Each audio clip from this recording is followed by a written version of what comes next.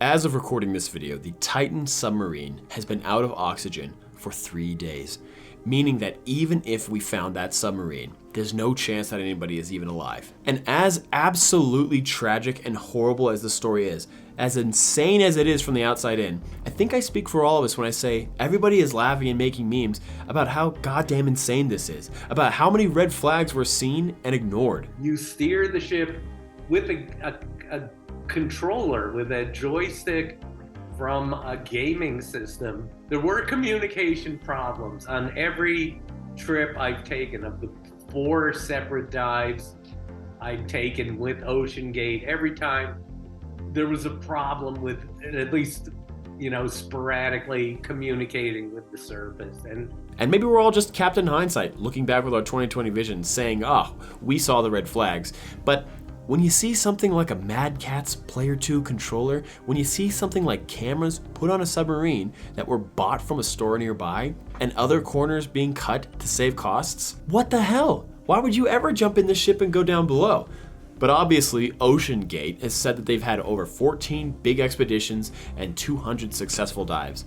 So their track record looks solid. And I know that these guys had to have believed in what they were doing, because even the CEO himself jumped in the sub and was going to go down 2 miles below to see the Titanic. He believed in his product. But the thing is, when you look back, you can put the pieces together and see that this was a jumbled mess from the early on stages. Before we went, we had never seen the sub. We didn't know anything about it. There's very little information on the website.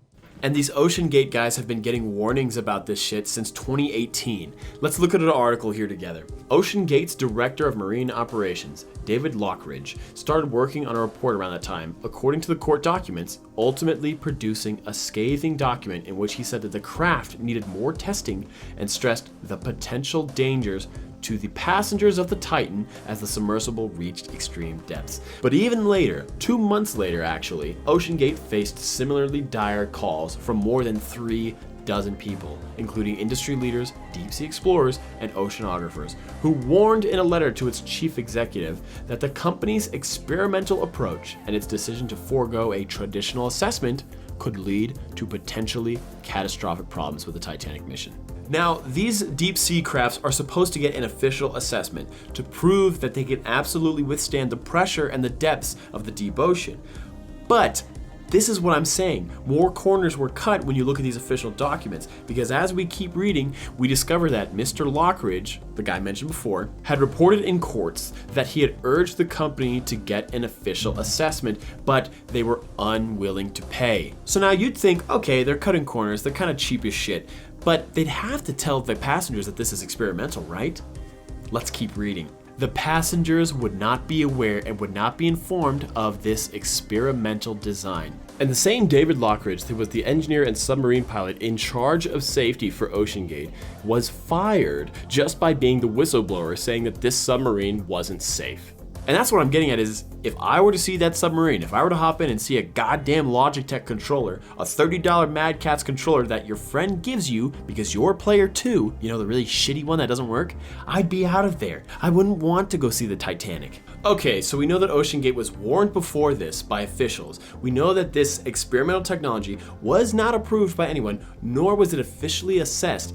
And we know that corners were cut on pricing and the design. All of this stuff, the lights and the handles and the propellers, these are off-the-shelf parts. But allegedly, people weren't even told, the passengers weren't even told that this was experimental technology. Now, my question is, can we hate this company anymore? Was this on purpose?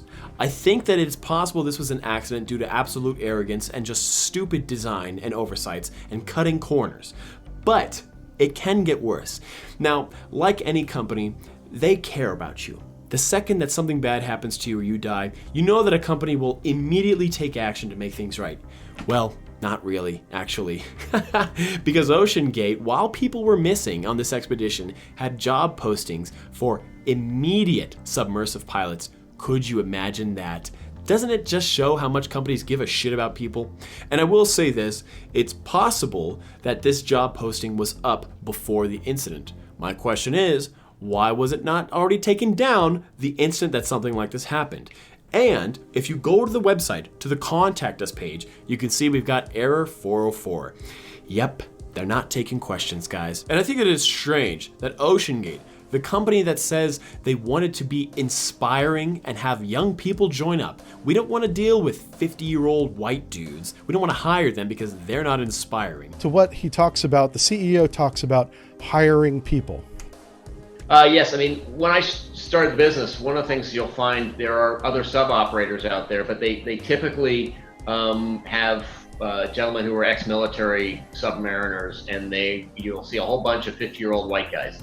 I wanted our team to be younger, to be inspirational, and I'm not going to inspire a 16-year-old to go pursue marine technology. And isn't that just amazing? The contact us page is down, but this is the company that wanted to inspire young people. They wanted to hire young people, but they said themselves they can't do that with old 50-year-old white guys, because guess what? 50-year-old white professionals who know what they're doing, who know about submarine design, they're not inspiring to the youth, so we're not going to hire them. Well, I'm very inspired right now, Oceangate. Could you answer some questions for us? Or did you just want to take the contact page down and hide? Now, obviously, I know that they're in damage control because of this, and this is an absolute outrage that this happened at all. It's a tragedy.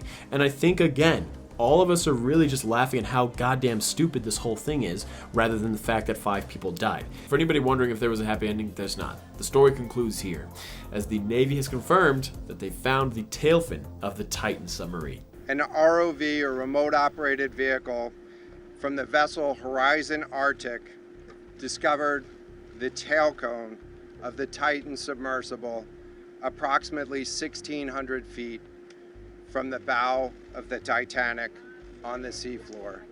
And I think the most appalling part of this entire story is the fact that all of this could have been prevented maybe 100 times.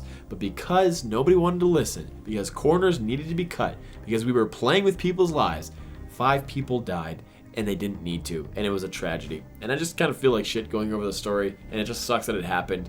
But cope with this however everybody will. Some people will make memes and laugh it off because that's how we get through weird things in life.